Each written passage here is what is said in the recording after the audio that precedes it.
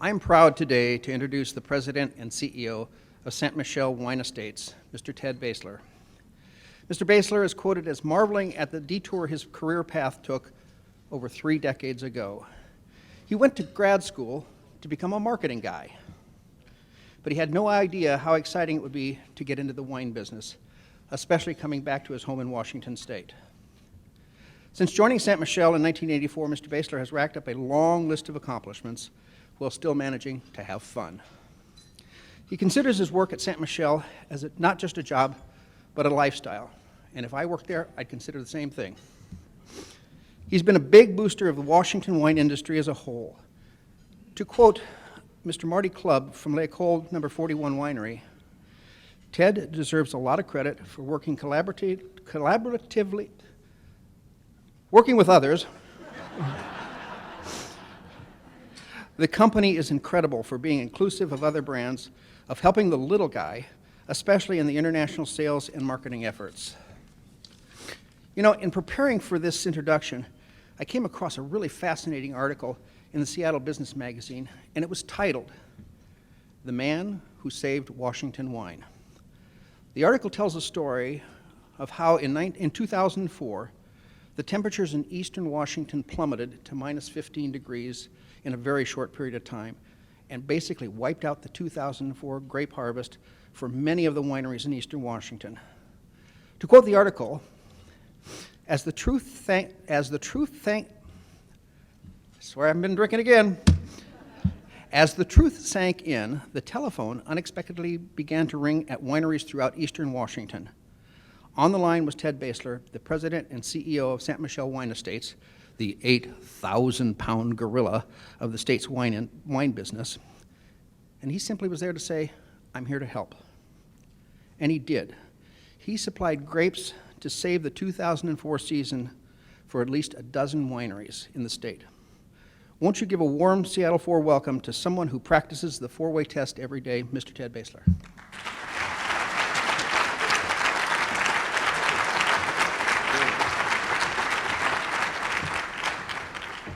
Good afternoon. It's a real pleasure to be here. Thank you for the invitation. I'm going to talk a little bit about what's happening in the Washington wine industry, which is very exciting. But I first have to apologize because today I didn't bring any samples. However, I do have recommendations, which I'll get to. Back in the early 80s, there were less than 24 wineries in the state of Washington. We had a couple thousand acres of vineyards, and most of the wine was sold in the Pacific Northwest, primarily in Washington State. You know, great chauvinistic, pro-Washington people drinking Washington wine. But at that time, there really was not an international reputation. Since then, there has been a tremendous change. And today we have a slideshow that is not quite on track, but we'll get there. I want to get to some Washington facts, and what you'll see from this is that there's been a huge transition in Washington.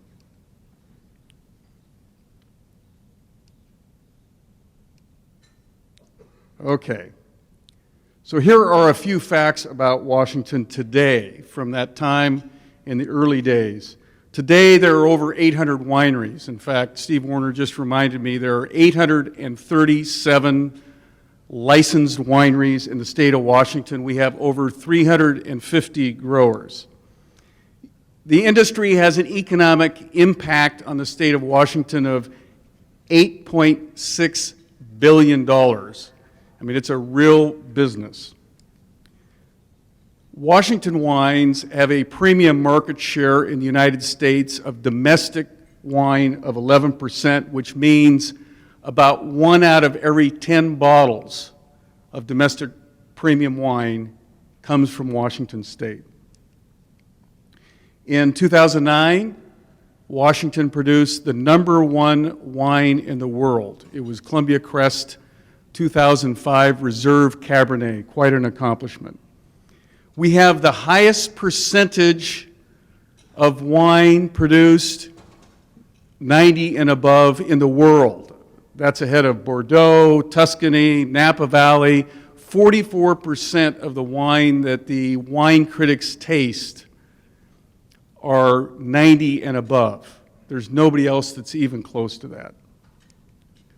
And tourism spending, which is a big part of the wine industry, is twice as high as it is for the average tourist. So when you think about restaurants, hotels, and all the secondary industry. So it all kind of started back in the early days when Chateau Ste. Michelle was built in Woodinville, Washington. And when you think about that, the management at the time had the decision they could put it in Yakima or they could put it in Prosser, where the vineyards are, but they decided to place it in Woodinville, of all places, where there are no vineyards, except for some cosmetic vineyards in front of the chateau that the birds eat the grapes off. But 99% of the vineyards are in eastern Washington. And yet the decision was made somewhat proactively to put the chateau close to Seattle, where there was a tourism industry. Today we have over 80 wineries and tasting rooms in Woodinville. Chateau Ste. Michelle was put there with the idea of about 50,000 tourists a year, and we generate over 300,000. Since the chateau was built, over 10 million people have been to that winery. And I learned something. Last month, we had the College Success Foundation Gala at the Chateau, which we've done for over 10 years. And Steve Largent and Jim Zorn came.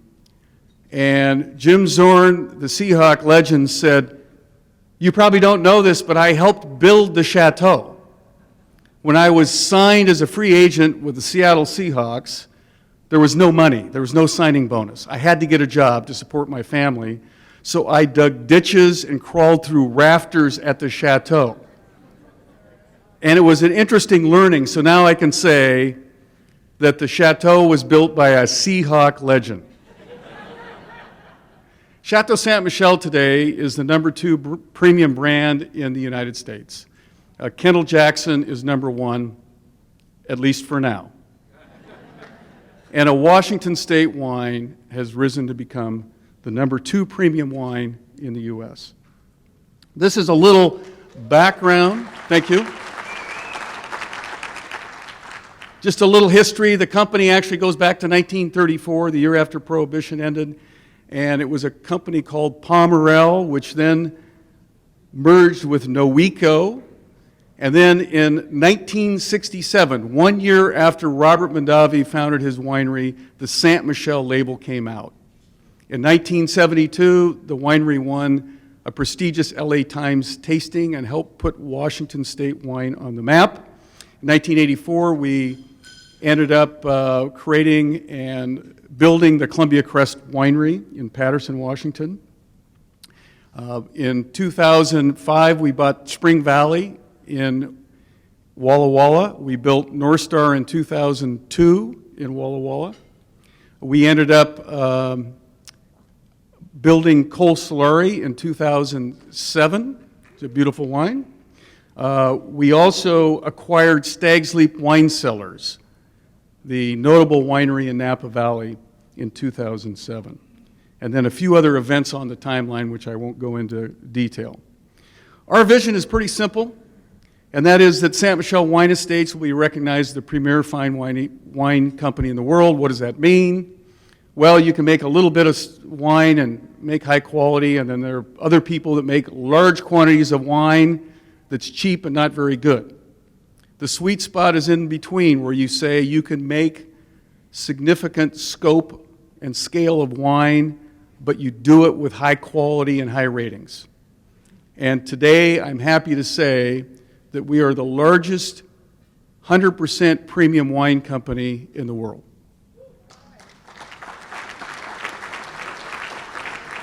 And we do this a little differently. We have a strategy that took place over years that we call String of Pearls.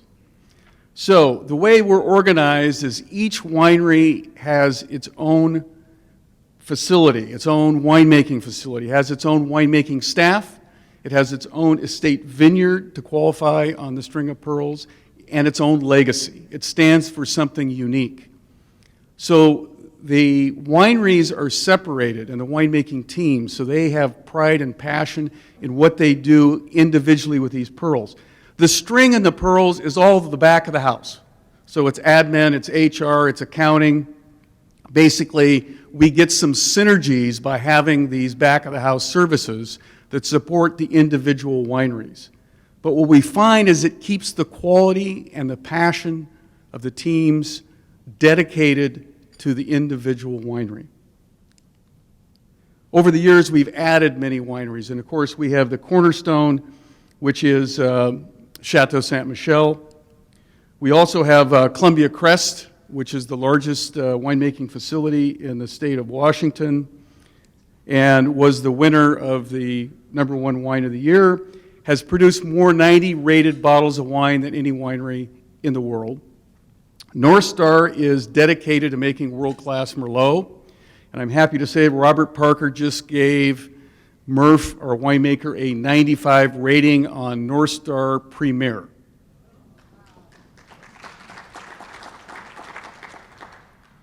Spring Valley, we acquired in the mid-2000s a wonderful property on a 4-generation wheat ranch.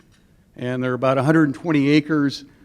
This winery has produced 5 wines, all the Uriah series, that have been in the top 100 wines in the world. It's a very special vineyard, high altitude, low yield, high quality. And Serge Leville is our winemaker. He comes from France, where he read about Walla Walla 20 years ago and immigrated here, became a citizen. Col Solari is our venture with the Antinori family. They've been making wine since 1385, 26 generations. They started a little bit ahead of us. It's a 50-50 venture with this prestigious Tuscan family that we're partnerships with on several different ventures, but this is a beautiful winery sitting on the top of Red Mountain with incredible views, surrounded by vines. 14 Hands is one of our newest ventures, and I admired the horses that were up here earlier. They reminded me of 14 Hands. So you measure a horse up to the shoulder by hands. So a standard horse is about 16 to 17 hands. 14 hands high horses are Mustangs. They're short, and they used to roam the Horse Heaven Hills in eastern Washington, and they would run down to the Columbia and drink water and then run back up. And that's why it was called Horse Heaven Hills. So where our vineyards are in that location, we decided that we wanted to name the winery after these short horses, thus 14 Hands. We just opened a beautiful winery in Prosser, Washington. And one thing that's unique there, in honoring the great barns of America, because many of them are falling down, we got local farmers to donate barn wood to memorialize their family barns. So we've got these museum of barns that go back to the 1890s that are represented at 14 Hands Winery. This is the fastest growing top 10 premium winery in America. It's on fire, and I'm going to show you a commercial that we're going to run for 14 Hands if the AV works.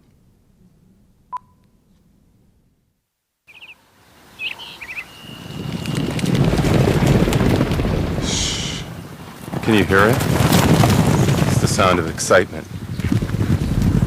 Something we infuse into every grape that goes into our exceptional full-bodied wine. That was closer than I thought it would be. Now, if you'll excuse me. 14 Hands, where great times are made.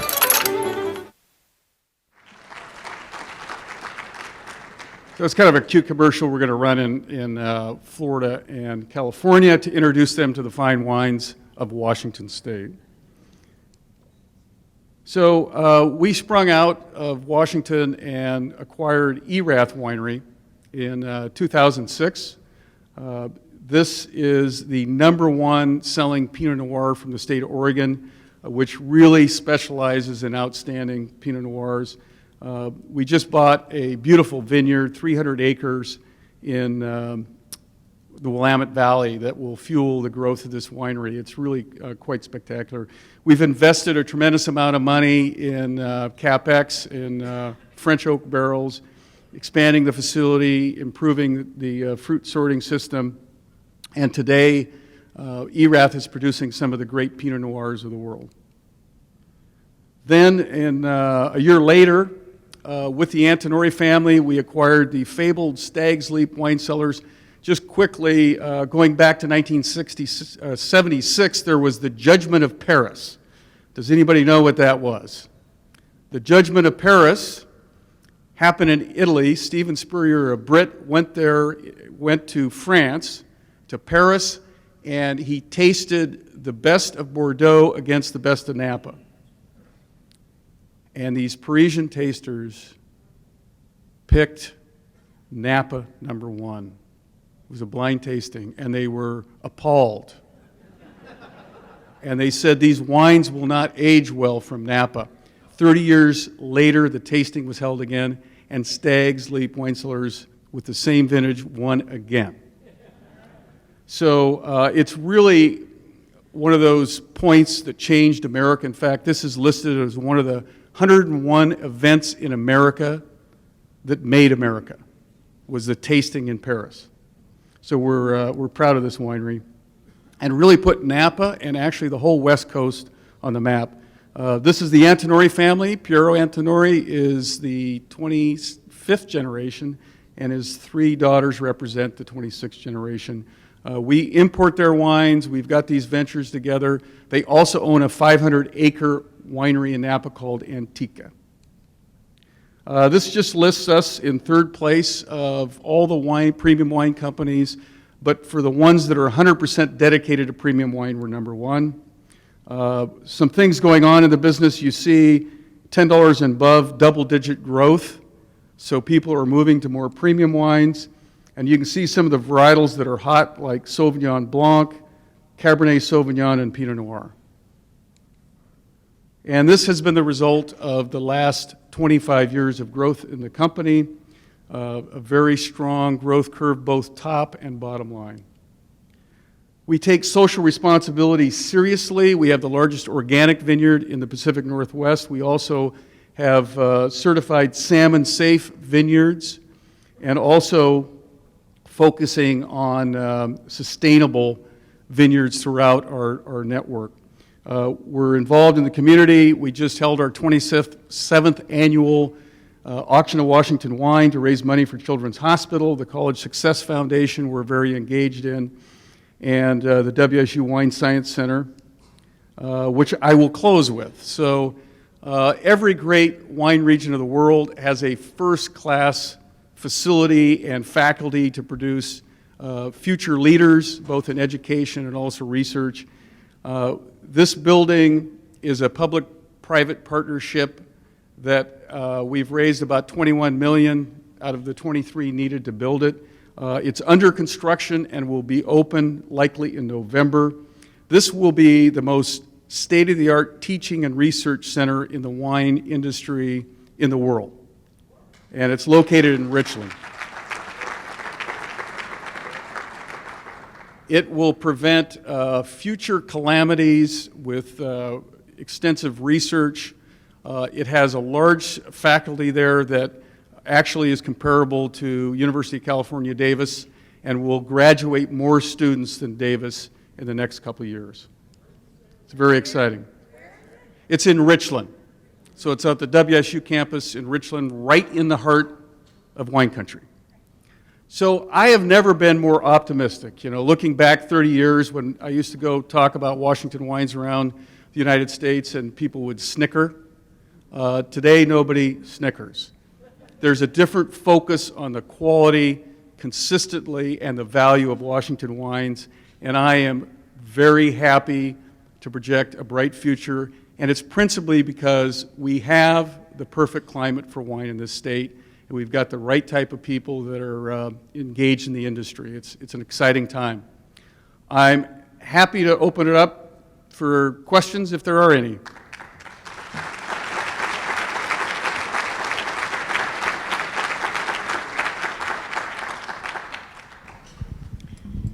Hi, Ted. Thank you so much. It was really interesting, and I'm curious about what you said about sort of looking at your wineries as a string of pearls, and that the wineries are the pearls and the string is the back office.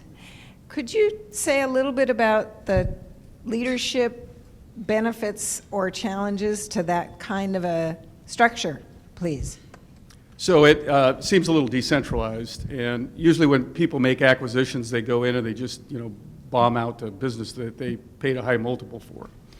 And we really observed this very carefully, not only with our Italian partners and how they structured their business and their vineyards, but we looked at companies that would go out and make these enormous acquisitions, particularly in California, and they would pay very high multiples, 18, 19, 20 times EBITDA. I mean, huge multiples. But then they would have buyer's remorse, and then they would start stripping them out, and they would sell off the vineyard, they would sell the actual winery, they would move the label to some big manufacturing plant and crank out poor quality wine. And so we said there's got to be a better way than this. It's like, you go out and buy a new Bentley, and then afterwards you have remorse and you go, oh wow, I couldn't really afford the Bentley, so you strip out the leather seats and put in vinyl, and you take the chrome wheels and you put on hubcaps, and you take the V12 and you put in a 4-cylinder engine. At the end of the day, you don't have a Bentley. So as we looked at this business, we said, we've got to keep these wineries separate and special and actually invest to improve quality. And we want to keep the teams working in those wineries really passionate about what they do individually, yet we've got to have the collective clout of a bigger organization and the synergies from the back of the house. I don't think there are too many challenges. Frankly, I think what a lot of companies do, because they have ego, is we acquired you, you'll be submissive. And you'll take our name, you'll take our methods, and shut up. And this is a different approach. It says, okay, in this space, you want passion and quality. And it works for us. Hi, Ted. If you could walk into one of your wineries today and pick up one bottle of wine for dinner tonight, which would it be? That's a good one. Well, knowing your budget, it'll be very expensive and probably aged. But, I love all these wineries. They're all wonderful, and it depends on the day of the week. So it's hard to answer that question, but I will, and that is the wine I just served at my daughter's wedding was 2008 CELLARS. The science of wine is continuing to evolve, and the young people getting interested in being in the industry is ever more increasing. What would you be looking for in a background of someone coming into the wine industry? What do you want in their education? What do you want in their experience as you create this family in these different spaces? Well, that's a great question. Obviously, we look at things like passion and energy and drive, willing to work for free, work for wine. No, we really look at science, and I would say, and that's why this Wine Science Center is so critical to the industry. We need critical scientific backgrounds. That is the most important thing. And what we're seeing today is these young people graduating with masters in viticulture that are so advanced over what we saw 5 years ago or 10 years ago.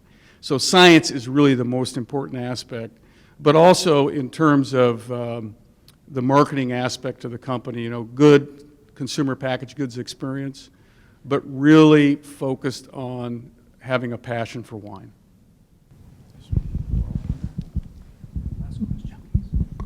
I too thank you for coming. This audience loves a good business story, a business success story, which I think we all just heard. My question is, you talked about premium wines. What's your definition? Where does a wine, by your definition, become a premium wine? Well, this is going to surprise you a little bit because, you know, I think there are a lot of people here that say premium wine is probably 25, 30 or more. But if you look at it in terms of volumetrics, most wine in America is sold under $7. The vast majority, I'd say 2/3 of the volume. Now, the dollars are mostly above $7. So that's kind of the cut point that we look at as a $7 retail price point. Everything above it is premium. 2/3 of the volume is below that mark. All right, folks. And I'll bring the wine.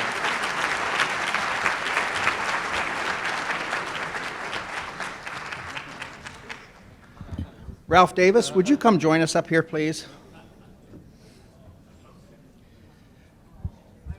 Many of you know who've attended the district conference, Ralph Davis always puts on one hell of a party and has some of the best wines. So we thought it appropriate today, out of the kindness of Mr. Baseler's heart, he has brought an outstanding bottle of wine, and he'd like to present it to Ralph. This is the 2009 bottle of Coleslaw from Red Mountain. Enjoy.